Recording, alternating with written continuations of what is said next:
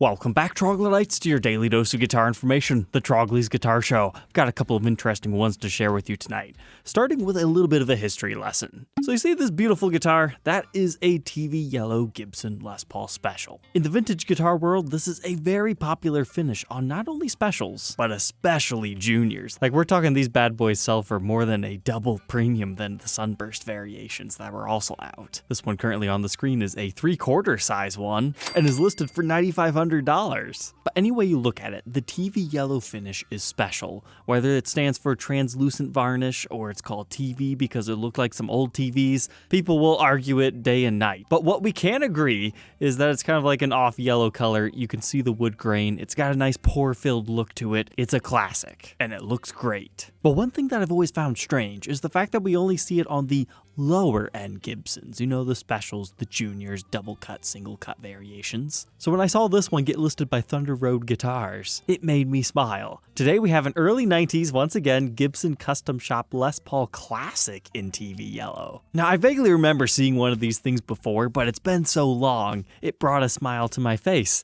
There we go. We've got TV yellow on a standard. It looks so strange with binding and blinged out gold hardware. Now, almost all the gold has been worn off this thing, so I wouldn't have even blamed you had you not noticed it was gold hardware. But there you go. In case you've never seen it, here's TV yellow on a carved top. I don't know if it looks as good on this as it does on the flat top Les Pauls though. If anything, this classic gives me real Korina vibes because Korina bodies kind of look like this. And believe it or not, yes, they have made Korina Les Pauls in case that's something you're interested in. Yeah, small limited edition run in 2008. They gave them the modern headstocks and weird stuff. Trust me, you don't want to talk about these things today. As a lover of all crazy, weird guitars, this is one that even I can't get behind. But that doesn't mean I won't review it one day. But if you want something a little bit more traditional with a little bit of Korina mixed in, check out this video I did of a 1998 Custom Shop Korina Les Paul Standard that had a quilt maple top adorning the Korina body and neck. That was a cool guitar. But now getting back on topic here, yeah, I think you can see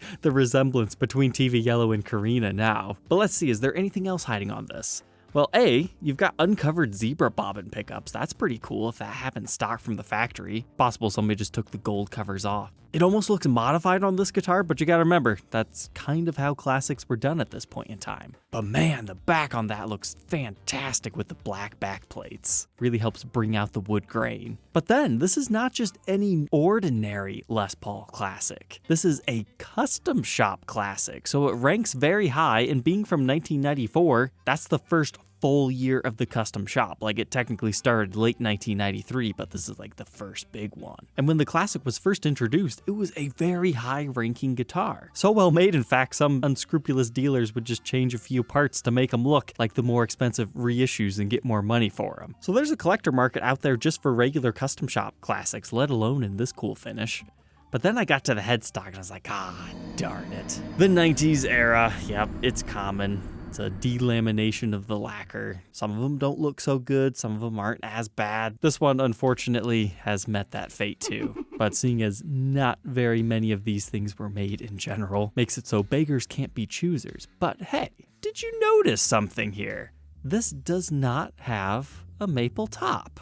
That appears to be a mahogany top to me. Which is kind of obvious when you think about it. You can't really do the TV yellow finish on maple as well. But that is something else that makes this guitar unique besides just the finish. Now the big question, how much is this thing? $4,749. It was listed 3 days ago at the time of recording with 8 watchers, including me. I don't know, I might have just sold myself now that I know it's a mahogany top. Because here's a prettier version that's a custom shop one. Looks like it's sold for somewhere around $5,000. So let's just say that could be priced more atrociously than it is. I think I'd be tempted somewhere around $4,000.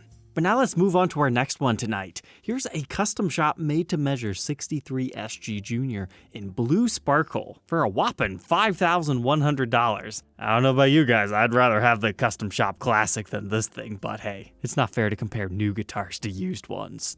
So I was just scrolling through Reverb and this thing caught my eye and it's like, oh, this has got a lot of interesting stuff.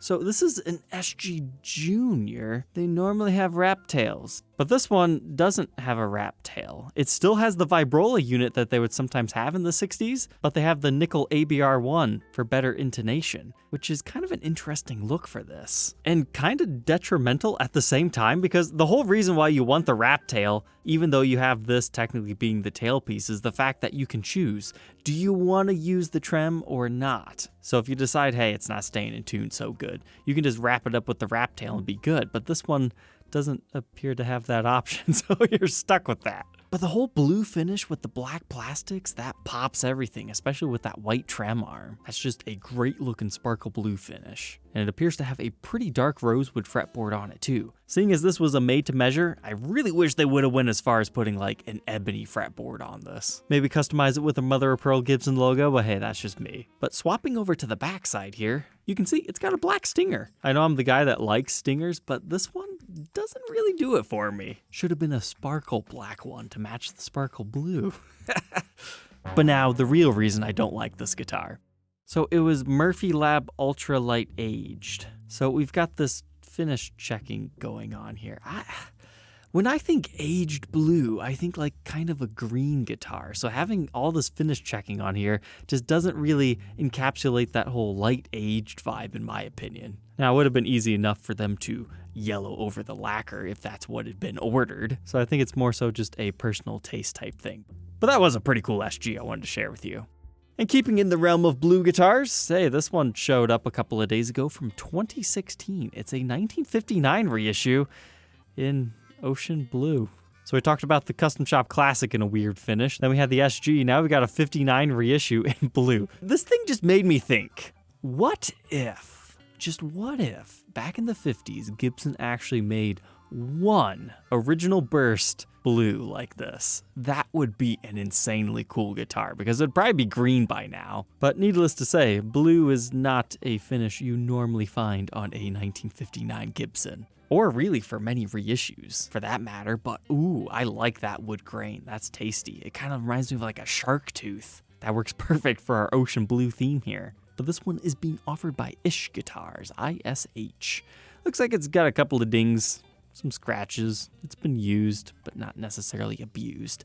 And it's from 2016, you know, that strange era where they started to use R9 in the serial number and the various other models. But that's a pretty exotic looking one. And it's got the long neck tenon that it should have. And interestingly enough, no pickguard stock from the factory. How much do they want on that one?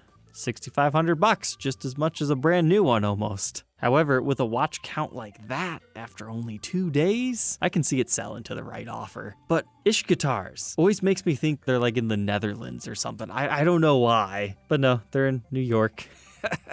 Here's another custom shop from the 90s, 1999, in a quilt top red. So this appears to be some sort of like a custom shop standard, which in this era meant it was just a regular Les Paul built to modern specs that kind of had some interesting stuff to it. Like it wasn't trying to necessarily be a reissue of anything in particular. That's why you get the Nashville style bridge. A lot of times these won't even have the long neck tenon. Sometimes it does. It just depends on the era.